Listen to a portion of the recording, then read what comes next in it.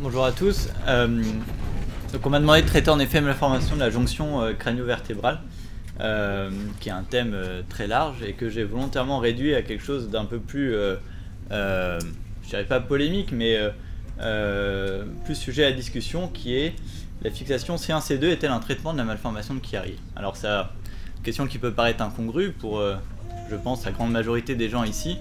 Une malformation de Chiari, si on doit l'opérer, c'est en faisant une décompression ostéodurale de la jonction crânio-vertébrale.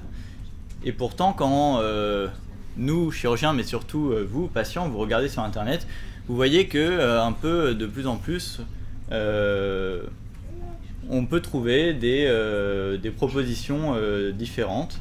Et par exemple, dans ce gros centre de neurochirurgie qui ne fait que de la chirurgie de la malformation de Chiari, sur 1300 patients opérés depuis 2011, ils ont 600 fusion crânio-cervicale. Ce sont des gens qui interviennent à des congrès internationaux, pas qui ont une pratique obscure et qui ont bien sûr une certaine influence dans la communauté à la fois médicale et des patients. Et puis si on cherche un peu, on trouve aussi des vidéos, vous voyez ici, d'une personne qui s'appelle Atul Goel, qui montre qu'on peut traiter des malformations de Chiari en faisant des fixations C1-C2. Donc l'objet aujourd'hui de la discussion, c'est d'avoir un peu de préciser de quoi on va parler. Une malformation de Chiari, on en a déjà pas mal parlé. Il y a plusieurs façons de voir les choses. On peut dire c'est une malformation congénitale, on est avec, probablement pas vraiment. Est-ce que c'est une déformation progressive pendant l'enfance? Est-ce qu'elle se résout? Est-ce que finalement une malformation de Chiari, c'est juste un critère anatomique qui consiste à dire si vous avez les amygdales cérébelleuses 5 mm sous une ligne qui est par exemple ici à la ligne de Macré, alors vous avez une malformation de Chiari. De la même façon, en fait, une instabilité C1-C2, il y a une façon très objective de la décrire, c'est de dire si vous avez une hypermobilité radiographique entre l'odontoïde et l'arc antérieur de C1, si vous avez un espace atlanto-axoïdien supérieur à 5 mm, on va dire, alors il y a une instabilité, mais d'autres personnes peuvent dire dès que vous avez des signes qui sont positionnels, si vous avez des douleurs cervicales à la mobilisation, alors vous avez une instabilité même s'il n'y a pas d'hypermobilité. Et enfin, le troisième terme que je voulais introduire, c'est celui d'invagination basilaire. Qu'est-ce qu'une invagination basilaire? Il y a une façon pareille, très pragmatique de le décrire, c'est lorsque vous avez la pointe de la seconde vertèbre cervicale, c'est-à-dire l'odontoïde qui se situe au-delà d'une certaine ligne. Alors il y a plusieurs lignes qui ont été décrites. Celle qui est la plus communément utilisée, c'est la ligne de Chamberlin, qui va joindre le bord postérieur du palais dur au bord postérieur du foramen magnum. Et dès lors que vous avez l'odontoïde situé plus de 5 mm au-dessus de cette ligne de Chamberlin, on peut parler d'invagination basilaire. Donc c'est des termes qui sont assez bien connus, assez bien codifiés lorsqu'on les prend séparément, sauf qu'en réalité, ils sont rarement séparés. Si on regarde ce cas qu'on a traité récemment dans le service, vous voyez un patient de 25 ans qui a des diasthésies, des signes un peu de syndrome syringomélique, un discret déficit moteur. Et puis si on regarde l'IRM, la plupart des gens diront « Ah, c'est un patient qui a une malformation de Chiari avec une syringomélie ». Puis d'autres personnes qui ont peut-être un œil un peu plus habitué diront « Attention, c'est pas un Chiari standard, ça va être un Chiari dit complexe ». Parce qu'il y a non seulement une malformation de Chiari, des amygdales situées 5 mm sous la ligne de Macré, mais aussi donc une syringomélie, mais aussi, si on regarde ici sur le scanner, les lignes rouges c'est la ligne de Chamberlin, une invagination basilaire. Et puis, si on regarde la ligne jaune qui est l'espace atlanto-axoïdien antérieur, il y a une instabilité C1-C2. Et puis même si on regarde de façon plus précise, vous voyez ici que le corps de C2 est fusionné avec le corps de C3, et donc c'est ce que certains appellent un triple fail. Et donc en fait c'est une malformation complexe de la jonction crânio-vertébrale qui associe non seulement Chiari syringomélie, mais aussi invagination basilaire, instabilité C1-C2, et le troisième terme que je n'ai pas introduit et qui est probablement en fait le plus important, ce qu'on appelle une assimilation de C1, c'est-à-dire un défaut de segmentation de, là ici, ce que vous voyez, l'arc postérieur de C1 avec la base de l'os occipital au niveau de l'opistion. Et donc, se pose la question de savoir évidemment, d'abord, quel diagnostic donner aux patients et puis surtout quelle prise en charge lui proposer. À partir de ces cas un peu dits de malformation complexe de Chiari, certaines personnes, en particulier cette personne dont vous voyez la photo ici, qui est un neurochirurgien indien alors assez connu, et puis surtout qui a une énorme expérience de la chirurgie de la jonction crânio-vertébrale, ont construit progressivement, dans le temps, un raisonnement qui conduit en gros à proposer une fixation C1-C2 pour toutes les malformations de Chiari, avec ou sans anomalie osseuse associée. Si on essaie de déconstruire un peu le cheminement de ce chirurgien, qui a publié, vous voyez, en 2019, donc c'est récent, dans Acta Neurochirurgica, qui est un journal a priori respectable, une série de 57 cas pour lesquels il a fait des fixations C1-C2 pour des malformations de Chiari avec syringomélie sans anomalie osseuse congénitale. On peut en gros identifier 3 papiers qui construisent un peu son raisonnement, qu'on va décrire maintenant. Le premier en 98, un deuxième en 2004 et un dernier en 2015. Donc la première étape du raisonnement, c'est de dire il y a des patients qui ont une malformation de Chiari et une invagination basilaire. Donc on a défini, malformation de Chiari, c'est descente amygdale cérébelleuse, invagination basilaire, c'est ascension de l'odontoïde à travers le foramen magnum, et puis en fait, lui, dans ce papier de 98, il va séparer 2 groupes d'invagination basilaire, avec ou sans Chiari, et il va dire les patients qui ont une invagination basilaire sans Chiari, globalement, il faut les décomprimer par devant. À l'époque, c'est des décompressions transorales, et puis après, faire une fixation occipito-cervicale postérieure. En revanche, les patients qui ont une invagination basilaire avec Chiari, à ce moment-là, on peut se contenter de faire une décompression postérieure, et puis au fur et à mesure, il va dire, et ne peut-être même pas faire de fixation postérieure, et ils iront bien quand même.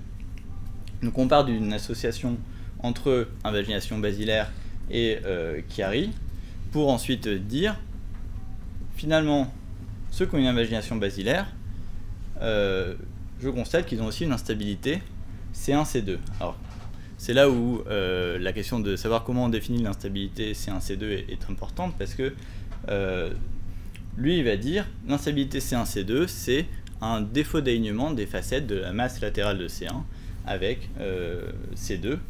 Et en fait, il y a plusieurs types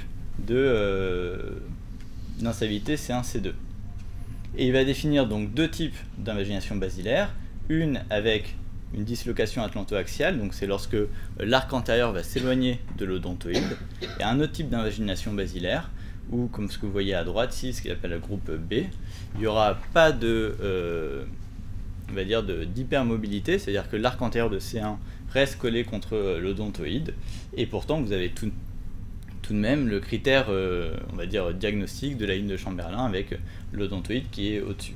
Ce qui est surprenant, c'est qu'il fait pour tous à peu près le même traitement, c'est-à-dire une fixation C1-C2 mais un peu particulière, et que je crois pas beaucoup de personnes font en France, qui consiste aussi à manipuler l'interligne C1-C2, faire ce qu'il appelle un réalignement crânio-vertébral, c'est-à-dire qu'il va exposer l'interligne C1-C2, ouvrir l'interligne et mettre à l'intérieur une sorte de petit spacer pour essayer de réduire l'invagination basilaire, en plus de faire une fixation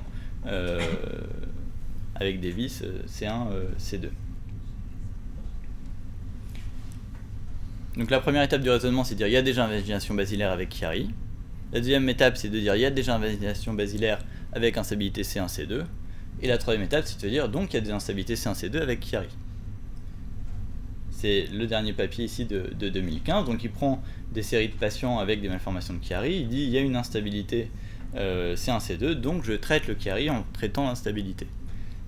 Avec toujours la même technique de réalignement crânio-vertébral en ouvrant la jonction, l'interligne C1, C2 et en mettant des vis, et avec des images parfois de réduction de la malformation et de la syringomélie, pour les 2 types ici d'invagination basilaire qu'il avait précédemment décrits.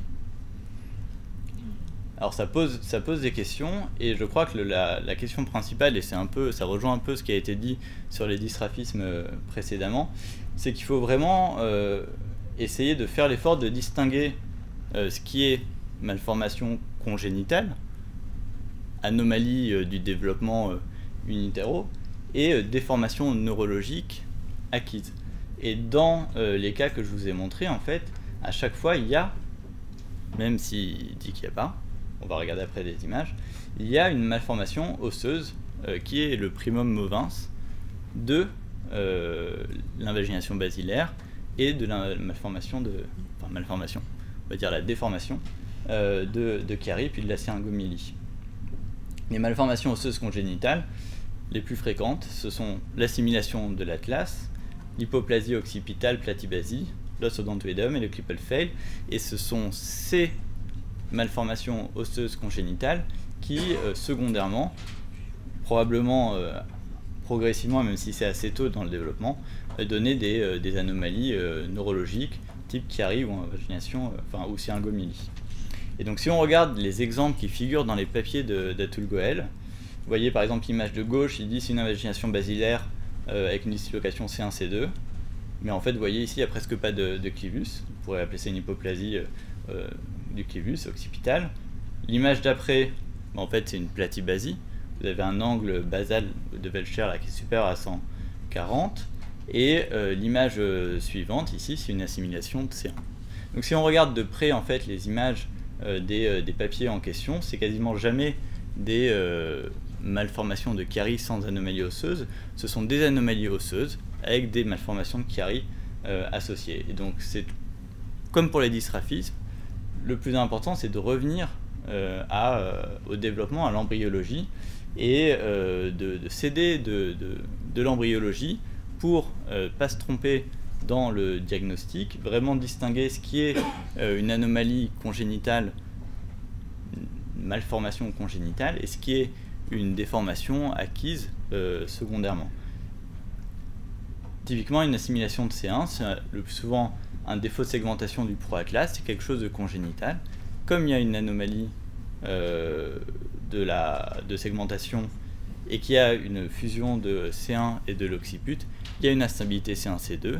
Comme il y a une instabilité C1-C2, il y a une invagination basilaire, il y a une malformation de Chiari, il y a une syringomyelie. En fait, c'est ça la séquence. Si on regarde ce patient pour lesquels, que je vous ai montré au début du topo, où on a pour premier réflexe de dire c'est une malformation de Chiari avec une syringomyelie un peu complexe parce qu'il y a en plus une assimilation de l'atlas, en fait il faudrait probablement dire l'inverse, c'est-à-dire c'est une assimilation de l'atlas complexe parce qu'il y a une assimilation de C1 avec les fail associés, il y a une instabilité C1 bloc C2, C3 avec une invagination basilaire secondaire qui a conduit à une malformation de Chiari qui elle-même conduit à une syringomyelie.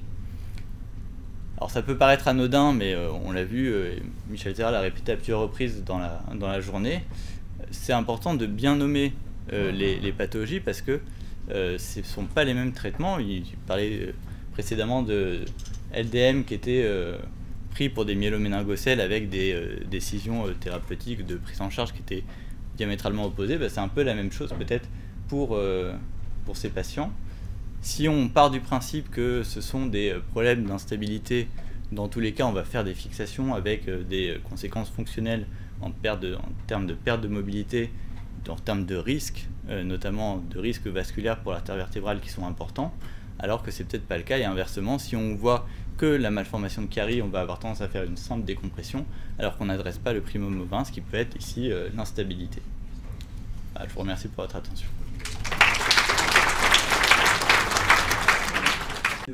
Steven, donc quelques questions.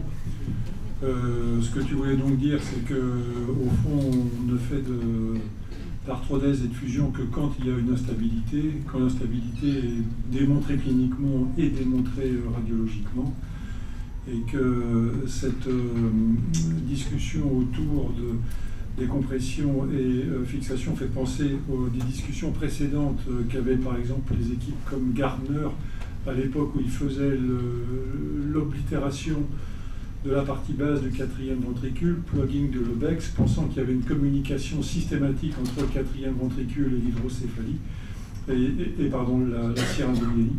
Et ils avaient d'excellents résultats, mais non pas parce qu'ils avaient bouché cette communication qui n'existait pas, puisqu'elle n'existe que dans 4 à 8% des cas, mais parce qu'il décomprimait la fosse postérieure. Donc là, c'est sûr que si on décomprime, on a un bon résultat. Si on décomprime et qu'on fixe alors qu'il n'y a aucune raison de fixer, on peut quand même avoir un bon résultat, mais avec du matériel posé inutilement, alors que la seule décompression pourrait suffire. Est-ce qu'il y a des questions ou des... Je peux dire. Oui. Ouais. Merci Steven pour à la fois la qualité, la pertinence de la présentation que tu viens de faire. Parce que Athol Gouel, ça fait 20 ans qu'on le voit. Moi j'étais avec lui il y a 3 semaines, encore une fois sur une table ronde sur Chiari, ma formation d'infirmière à Calcutta. Il est devenu la caricature de lui-même. C'est-à-dire que, alors que les premières choses qu'il avait dites étaient extrêmement pertinentes, en particulier dans la discussion de temps en temps de l'avant antérieur, donc la discussion de la fixation, il est devenu de manière extrêmement péremptoire quelqu'un qui ne propose plus que la fixation, et même de plus en plus, je fixe par derrière, je décomprime par en avant, je m'en fous du système nerveux. Et je pense que ça remet les choses complètement en perspective, et c'est vraiment une présentation complètement intelligente sur la manière dont on comprend ces anomalies. Vraiment, je pense que c'est extrêmement utile et extrêmement pertinent ce qu'on vient d'entendre. D'autres questions? Oui.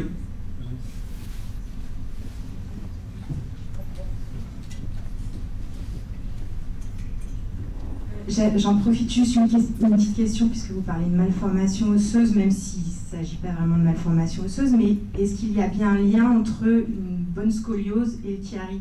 Je parle toujours du Chiari 1, parce qu'il me semble que nous, les patients, on est majoritairement avec une scoliose, en tout cas. Donc je me demandais si vous aviez fait un lien, et si du coup, quand on trouve une scoliose chez un ado ou chez un enfant, est-ce qu'on ne pourrait pas justement regarder aussi au niveau de la charnière cervicale justement et voir s'il n'y a pas un développement de Chiari éventuellement? Est-ce que Thierry, tu veux répondre?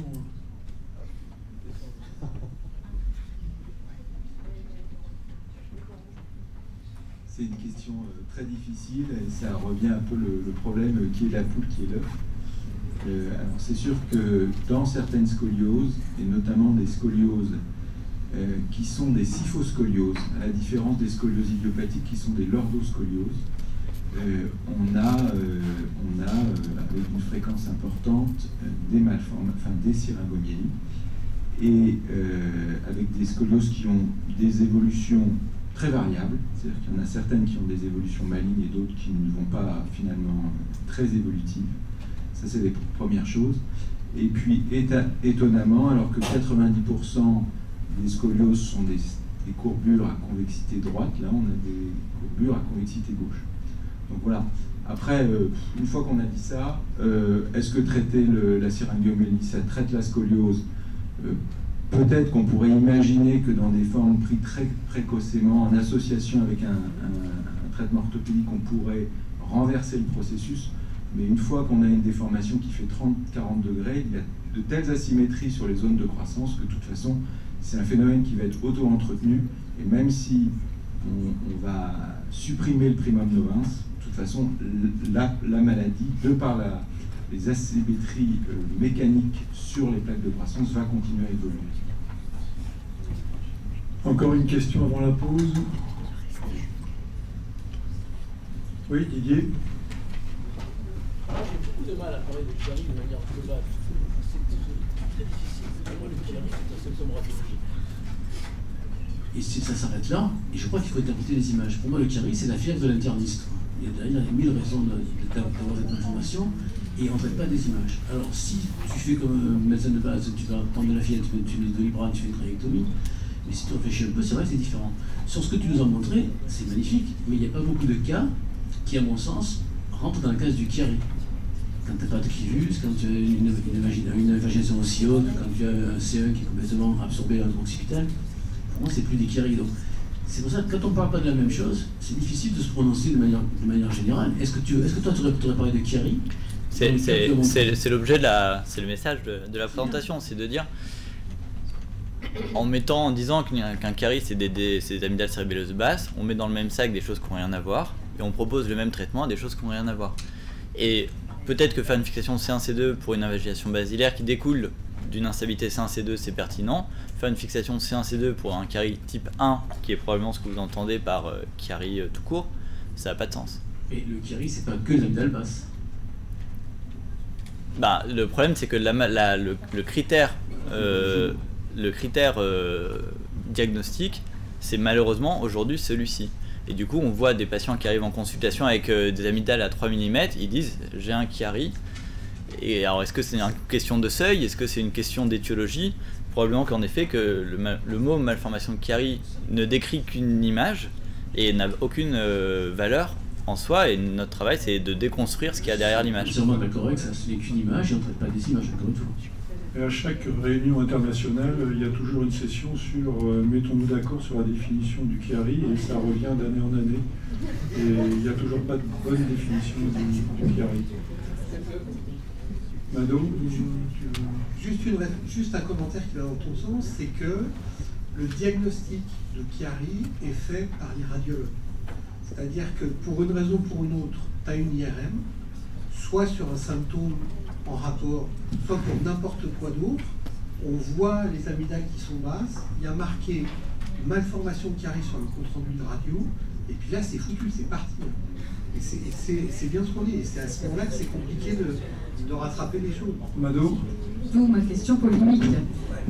Effectivement, nous, la question des patients, c'est à partir pourquoi un radiologue voit lors d'une IRM une descente des amygdales cérébelleuses à 7 mm. Pourquoi un neurochirurgien voit sur la même image une descente à 7 ou à 6, et pourquoi il y en a un qui le voit qu'à 5?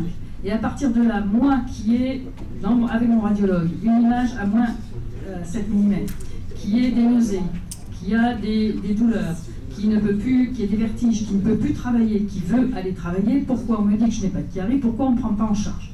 Voilà. Alors, je posais la question, Michel, tout à l'heure, de savoir où étaient passés les patients enfants et où sont les patients adultes. Alors, ce ne sont pas du tout les mêmes. Nous, c'est pas du tout le cas, je pense, pour la SBH, parce que c'est spinal, c'est toute une vie. Mais nous, les patients enfants qui vont bien, on ne les voit pas. Les patients adultes qui vont bien, on ne les voit pas. 25% de nos patients adhérents sont des patients qui ont ces petits chiari, qui ont des douleurs, qui ne sont pas opérables, ou dont on dit que ce n'est pas des chiari. Et c'est pour ça que ce ne sont pas les mêmes, en fait. Parce que les gens qui ont été opérés, qui vont bien, et je trouve que c'est bien, moi, qu'ils quittent le spectre, ça veut dire qu'ils ne sont plus malades, au bout du compte. Et tant mieux. Et les patients qui reviennent ensuite chez nous, ce sont ceux qui redéveloppent quelque chose qui redéveloppent un symptôme après avoir été opéré ou sans avoir été opéré. On a aussi des patients qui ne sont pas opérés, même s'il y a une définition de chiari, de syringomyelie, parce qu'ils sont en surveillance et qui ne veulent pas être opérés aussi. Hein. Il y a aussi ceux qui ne veulent pas être opérés. Mais c'est vrai qu'on a tout ce spectre-là. Alors il y a une chose par contre que les patients ne veulent pas, et je crois que c'est vraiment très important, c'est pas qu'on leur dise qu'ils n'ont rien, quoi. Parce qu'ils ont quand même mal, ils en bavent, et surtout qu'on leur dise pas qu'ils aient des troubles psychiatriques. Ça c'est vraiment, et là ça a été un débat sans fin depuis un mois, et il y a des psychiatres qui s'en sont mêlés, qui ont dit, les neurochirurgiens, moi je diagnostique pas de chiari, alors s'il vous plaît ne diagnostiquez pas de dépression. Sur un seul item qui est qu'on ne sait pas ce que c'est. Voilà, alors c'est polémique, mais c'est vrai qu'on gère ça en ce moment. Ok, on continue à en parler à la pause et on revient dans 10 minutes.